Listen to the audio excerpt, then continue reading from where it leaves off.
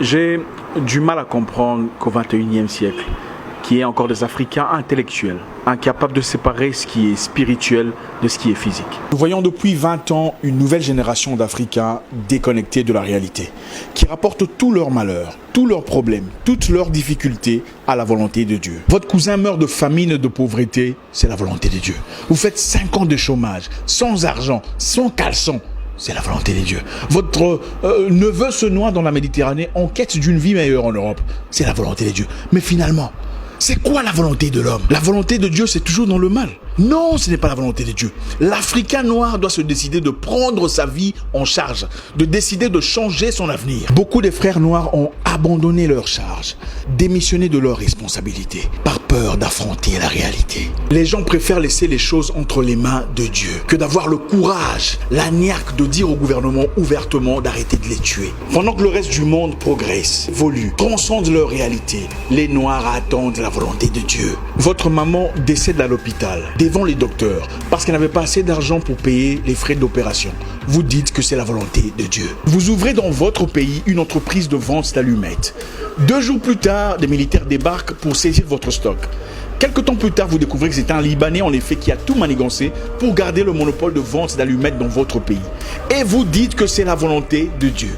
Mais attendez, finalement, c'est quoi la volonté de Dieu? La volonté de Dieu, c'est toujours dans le mal. Donc tout, c'est la volonté de Dieu. Et les enfants qui se font violer par des militaires et des rebelles dans l'est du pays là-bas, c'est aussi la volonté de Dieu. Je refuse de croire que Dieu, dans toute sa bonté, ait créé des enfants pour se faire violer à 2 ans, 4 ans, 7 ans.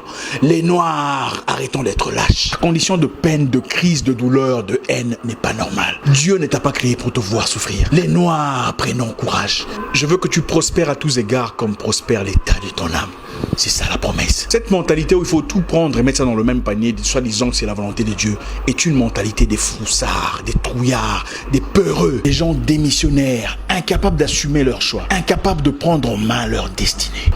Pendant que la Chine envahit l'Afrique et prend en otage l'économie africaine, les Noirs attendent la volonté de Dieu. Pendant que les autres ont travaillé en communauté pour créer WhatsApp et Facebook, des plateformes qui sont devenues aujourd'hui indispensables à notre vie, nous attendons la volonté de Dieu. Nous sommes encore en bas de l'échelle, en train de fumer une pipe, en train de voir des jaloux, des méchants, des aigris partout, des gens qui n'aiment pas tes photos sur Facebook, des gens qui n'aiment pas ton Instagram, des gens qui sont jaloux parce que tu as voyagé business class. Il est temps de mettre hors business tous ces pasteurs qui vous prêchent la haine entre vous. La haine contre votre famille, vos cousins, vos amis. Vous n'avez plus de gens avec qui coopérer, plus de correspondants. Personne n'est à votre côté parce que vous êtes ostracisés, mis à l'écart. Toujours votre tante est méchante. Vos cousins sont des sorciers. Votre nièce veut votre peau. Finalement, personne ne nous prêche la... Qui sera la monstre de l'Afrique aujourd'hui pour nous prêcher la positivité, le courage, la bravoure? Qui sera celui-là qui se lèvera comme dans le temps pour guider le peuple contre ses ennemis?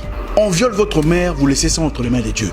On tabasse ton père, c'est la volonté de Dieu. Finalement, vous servez à quoi? Dieu nous a-t-il créés seulement pour souffrir, nous agenouiller chaque jour et pleurer notre peine? Ah papa, s'il te plaît, il n'y a pas d'argent, il n'y a pas à manger, les enfants sont malades. Non, ce n'est pas intéressant. Depuis 20 ans, vous priez pour les mêmes problèmes, les mêmes difficultés, les mêmes manques d'argent, les mêmes difficultés de santé, les mêmes problèmes socio-économiques. Ce n'est pas intéressant. Vous passez des nuits à lier des mêmes démons, les mêmes sorciers, les mêmes charlatans, les mêmes esprits de vagabondage, les mêmes esprits de Nabucodonosor. L'Africain doit se battre. Il doit apprendre à se battre et prendre charge de son destin.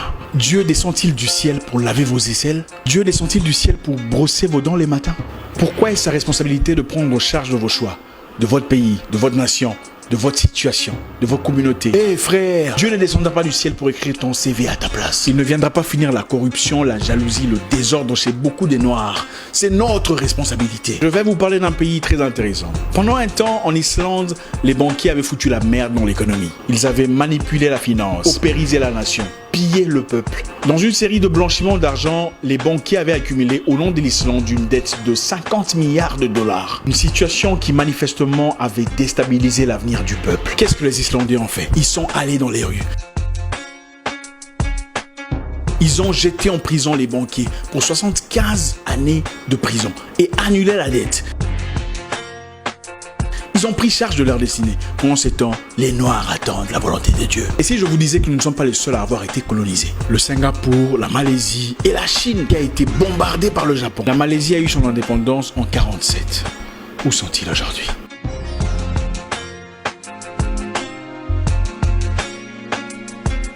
Non, l'argent que vous cherchez ne viendra pas seulement de la prière.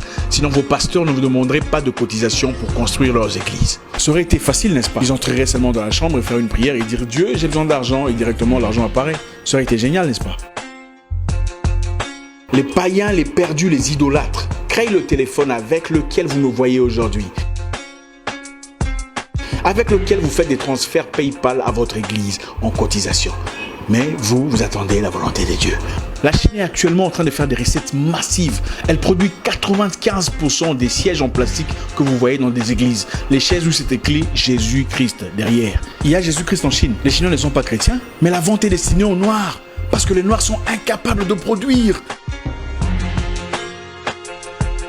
Pendant ce temps, sur le même siège en plastique venant de la Chine, avec le nom de Jésus labellé derrière, certains pasteurs se dénoncent mutuellement qui est sorcier, qui a commencé le ministère avant l'autre, Africains endormis, perdus, désorientés. Arrêtez! Dieu ne descendra pas du ciel pour vous envoyer un mari parfait, emballé comme un cadeau de Noël.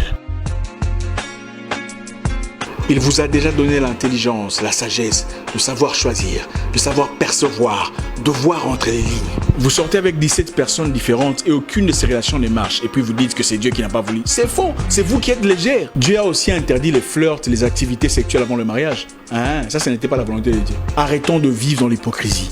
Prenons charge de nos vies.